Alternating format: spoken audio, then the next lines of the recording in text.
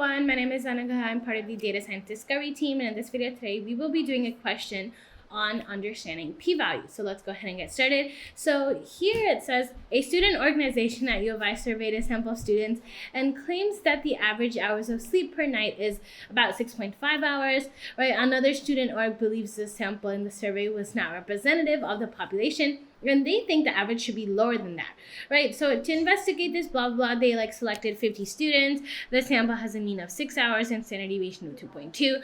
Right, that information I don't think is that important. And now it says conduct a one sample z-test, right? With the above information, compute the test stat and p-value.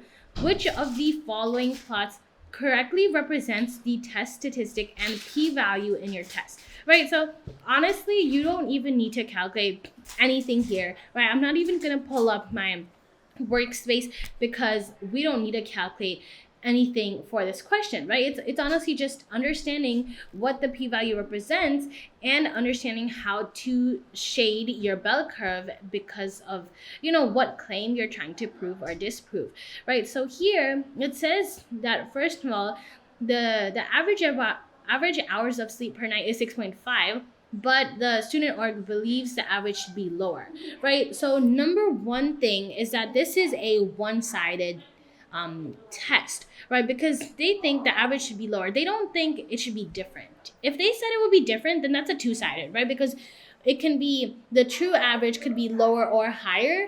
We don't care about the side. But here, it says that the average should be lower than 6.5, so that's one-sided, right? So right away, we can eliminate plot 5, or even plot 6, because that honestly doesn't make sense. So plot 5 and 6 can be straight away eliminated because those represent two-sided tests, two-tailed, two-sided tests, right? So we're honestly just left with plots 1, 2, 3, and 4, right? So here it says this is a one sample z-test because we are only selecting one sample from one population, right? If there were two samples collected, then that's a two sample test, right? It's not that hard. So since this is just randomly selecting 50 students, which is one sample, right? This is one sample z-test. And basically, we want the average to be lower.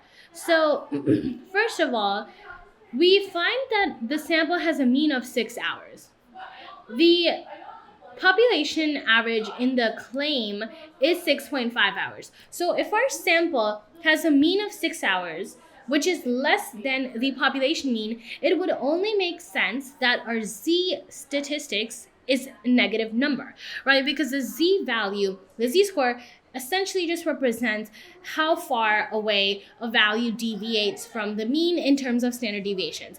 If our sample mean of 6 is less than the population mean of 6.5, then our z-score will be negative, right? That's just a fact. And if you are unsure about that, you can always look at basically the formula, right? The formula of our z-score is basically going to be z equals our x value minus the mu divided by the standard deviation.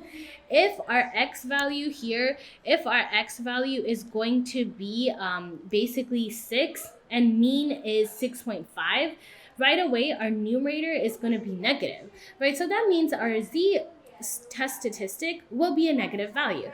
So plot 2 can be eliminated and plot 4 can be eliminated because these both represent positive z test statistics, which in our case is wrong, right? Because it should be negative. So we're left with plot 1 and 3. And honestly, this is very easy to kind of differentiate between them. We know it should be lower. The true average should be lower than 6.5. So that means it's actually left-tailed, right? Because we want to test whether the average amount of sleep per night is less than 6.5.